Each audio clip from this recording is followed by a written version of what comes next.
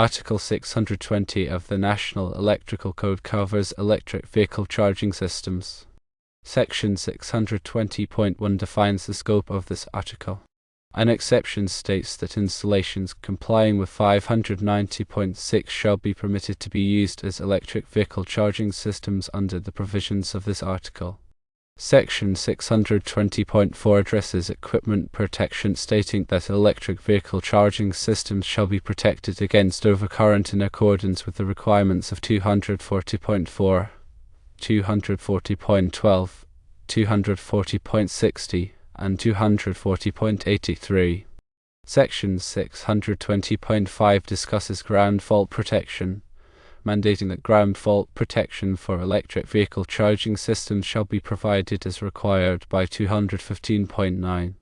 Section 215.9 details ground fault circuit interrupters, or GFCIs, for personnel. It specifies that ground fault circuit interrupters shall be installed as specified in 215.9 through C. Section 215.9b pertains to dwelling unit receptacles, stating that all 125-volt single-phase 15 and 20 ampere receptacles installed in the locations specified in 210.8a and through 10 shall have ground fault circuit interruption protection for personnel. Receptacles installed in accordance with 210.52 shall be ground fault circuit interrupter protected. There is an exception: receptacles that are not accessible by the use of tools or other means shall not be required to be ground fault circuit interrupter protected. Section 215.9c addresses locations other than dwelling units, specifying that all 15 and 20 ampere 125-volt receptacles installed in the following locations shall have ground fault circuit interruption protection for personnel. Firstly, bathrooms. Secondly, garages, accessory buildings, and unattached buildings not used for human habitation. Thirdly, outdoors. An exception states that receptacles that are not accessible by the use of tools or other means shall not be required to be ground fault circuit interrupter protected. Based on these National Electrical Code sections, a 50 amp 480 volts 3-phase outdoor pin and sleeve receptacle with a mechanical interlock does not require ground fault circuit interrupter protection. This is because it's not a 15 or 20 ampere 125 volt receptacle installed in a location specified in 215.9c. The code specifically targets lower voltage and amperage receptacles in certain locations for GFCI protection to mitigate the risk of electrical shock to personnel. High voltage, high amperage receptacles like the 50 amp 480 volts type are typically used for industrial applications where qualified personnel are present and where equipment design incorporates its own safety measures. The National Electrical Code aims to protect people from electrical hazards. It achieves this by specifying the installation methods and materials required for electrical systems. The code is updated every 3 years to reflect changes in technology and safety practices. Understanding the code is critical for electricians, engineers, and anyone involved in electrical work. The NEC provides a framework for safe electrical installations. It is important to consult the specific edition of the NEC that is adopted in your jurisdiction, as local amendments may exist. Always consult with a qualified electrical professional for specific applications and interpretations of the code. The purpose of ground fault circuit interrupters is to detect ground faults. A ground fault occurs when electricity flows outside of its intended path, typically through a person's body to ground.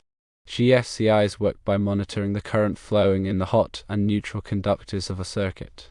If there is a difference of 6 mA or more between these currents, the GFCI trips and interrupts the circuit, quickly stopping the flow of electricity and preventing a potentially fatal shock.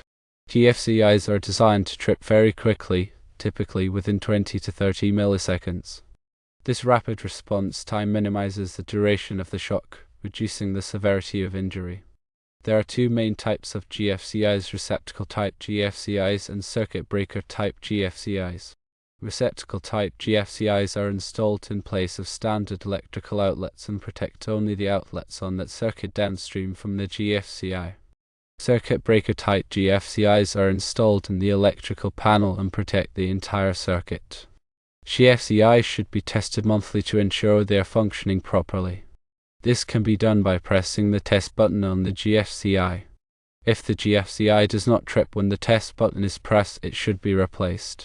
GFCI protection is required in areas where there is a high risk of electric shock, such as bathrooms, kitchens, and outdoor locations.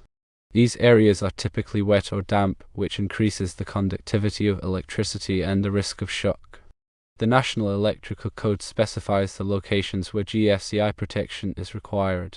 GFCIs are an important safety device that can help protect people from electric shock. By understanding how GFCIs work and where they are required, you can help ensure the safety of yourself and others. In the specific case of the 50 amp 480 volts 3-phase receptacle, the higher voltage and amperage levels present a different set of hazards compared to the 15 and 20 ampere 125 volt circuits that GFCIs are typically designed to protect. The equipment connected to these high voltage receptacles typically has its own internal safety mechanisms and is operated by trained personnel who are aware of the potential hazards. While GFCI protection is not generally required for these types of receptacles, other safety measures, such as equipment grounding conductors and regular inspections, are essential to ensure safe operation. It's also important to consider the specific application and environment in which the receptacle is being used. In certain situations, additional safety measures such as ground fault monitoring systems may be appropriate to provide an extra layer of protection. Understanding the National Electrical Code requirements for GFCI protection is crucial for ensuring electrical safety. By following the code and implementing appropriate safety measures, you can help prevent electrical shocks and injuries. Always consult with a qualified electrical professional for specific guidance and to ensure compliance with local regulations.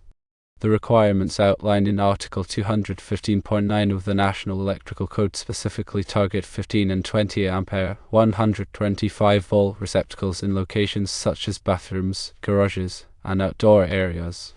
This focus is due to the high likelihood of contact with water and the increased risk of electric shock in these environments.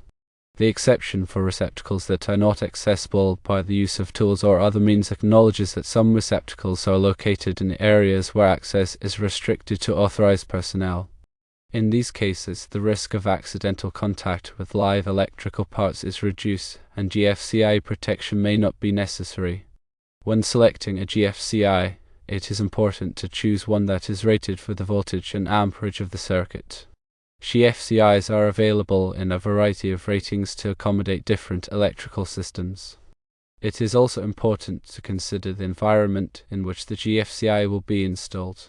GFCIs that are used in wet or damp locations must be rated for wet locations. Proper installation of GFCIs is essential for ensuring their effectiveness. GFCIs should be installed by a qualified electrician in accordance with the National Electrical Code and local regulations. GFCIs should be tested regularly to ensure they are functioning properly. The test button on the GFCI should be pressed monthly to verify that the device trips and interrupts the circuit. If the GFCI does not trip when the test button is pressed, it should be replaced immediately. In addition to GFCIs, other safety measures can be used to protect against electric shock. These measures include proper grounding of electrical equipment, use of insulated tools, and wearing of personal protective equipment. Grounding provides a low resistance path for fault current to flow back to the source, which helps to trip the circuit breaker or fuse and to energize the circuit. Insulated tools provide a barrier between the user and live electrical parts, reducing the risk of electric shock. Personal protective equipment, such as rubber gloves and safety glasses, can also help to protect against electric shock. Electrical safety is a shared responsibility. By understanding the hazards of electricity and taking appropriate safety measures, you can help prevent electrical shocks and injuries. The National Electrical Code is a comprehensive set of guidelines for electrical installations. By following the code and consulting with qualified electrical professionals, you can help ensure the safety of electrical systems. The absence of a GFCI requirement for 50 amp 480 volts receptacles doesn't negate the need for other safety precautions.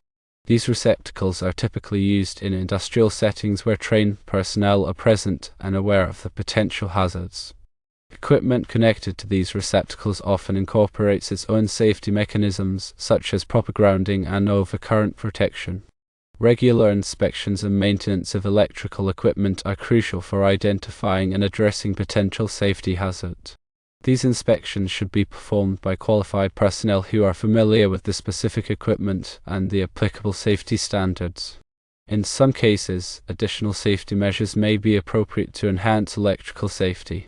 These measures may include the use of ground fault monitoring systems, which can detect ground faults before they pose a safety hazard. It is important to assess the specific risks associated with each electrical installation and to implement appropriate safety measures to mitigate those risks. The National Electrical Code is a living document that is constantly evolving to reflect changes in technology and safety practices. It is important to stay up to date on the latest code requirements to ensure compliance and maintain a safe electrical environment. Consulting with a qualified electrical professional is always recommended when dealing with electrical installations. These professionals have the knowledge and experience to ensure that electrical systems are installed and maintained in accordance with the National Electrical Code and other applicable safety standards. Electrical safety is a top priority, and it is essential to take all necessary precautions to protect against electric shock and other electrical hazards. While GFCI protection may not be required for all electrical receptacles, it is an important safety measure that should be considered in areas where there is a high risk of electric shock. By understanding the requirements of the National Electrical Code and implementing appropriate safety measures, you can help create a safe electrical environment for yourself and others. The use of appropriately rated and sized conductors, proper overcurrent protection devices such as fuses or circuit breakers, and adherence to grounding and bonding requirements are all essential components of a safe electrical installation.